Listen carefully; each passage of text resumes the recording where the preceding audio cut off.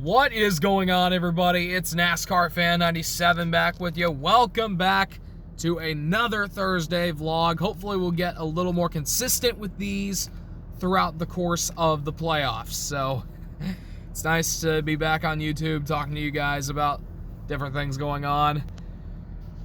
Let's talk about the upcoming schedule with the NASCAR playoffs. The guys are going to Bristol this week. Saturday night is going to be the elimination race for the Cup guys.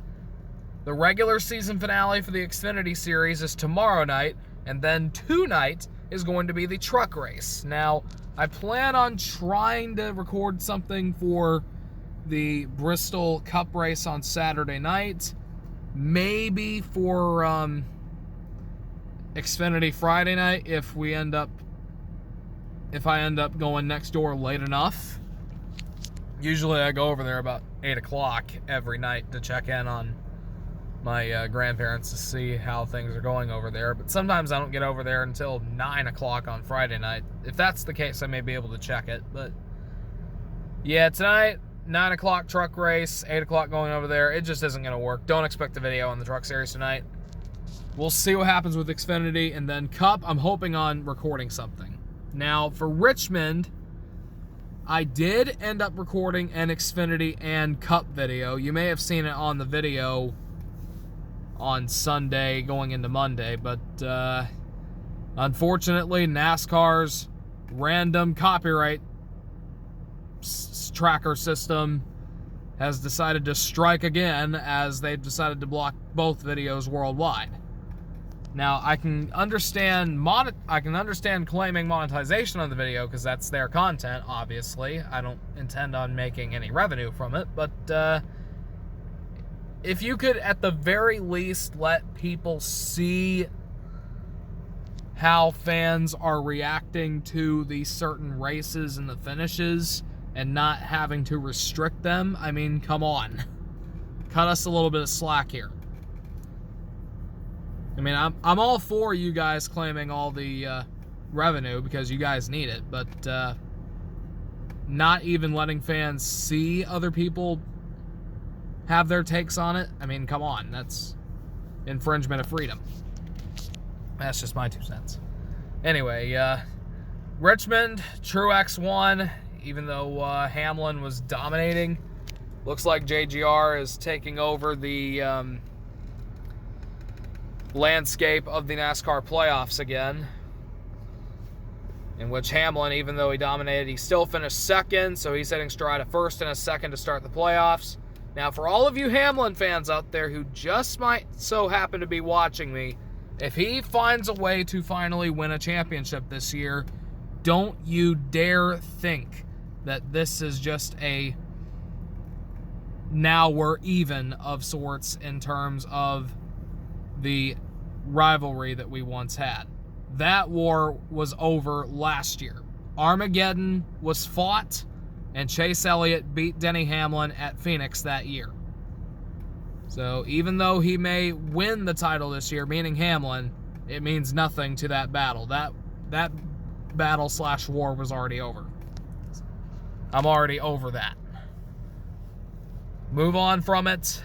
Start up a new legacy and see what happens. Who knows? Maybe Hamlin will get lucky and win one. Or then again, maybe Chase can go back-to-back. We just don't know. The Cup Series just released their schedule yesterday. Some interesting changes. Homestead going back into the playoffs. The Bristol Dirt Race being on Easter Sunday night. But the big thing going on is the introduction of St. Louis to the NASCAR Cup schedule. They're going to run the first ever Cup race at Worldwide Technology Raceway at Gateway.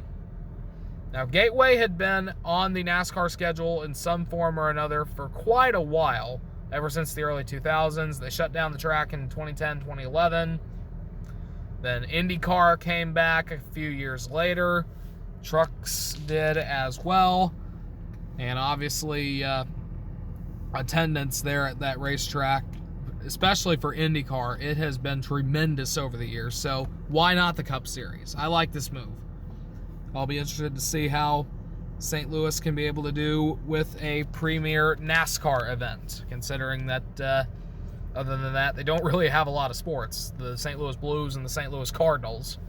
Rams left in 2015, and their other XFL ventures have been kind of off and on because of COVID. Who knows? Maybe they'll get more stable. But, yeah, Justin Allgaier announced that he'll be back with Junior Motorsports next year in the Xfinity Series, and Matt DiBenedetto denied a rumor that was flying around of him signing with Kaulig Racing for next year. He has refuted that claim.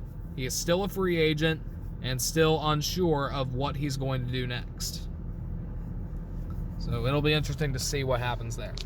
Oh, by the way, they did confirm the Clash also to be at LA Coliseum. That'll be rather weird, but interesting. So we'll see what happens. So yeah, that's about all I got. I'm gonna prepare for the last day of the week for college tomorrow. I got a quiz I gotta do this afternoon, so I need to go do that. And prepare for the Bristol elimination weekend. Everything's gonna be on the line for most of the 16 drivers, with a couple of exceptions, but still. We're gonna get prepared for that, and that'll pretty much do it for this vlog. So until next time, this is NASCARFan97 saying so long, stay safe, and together we are champions. Take care, guys, and hopefully I will see you this weekend.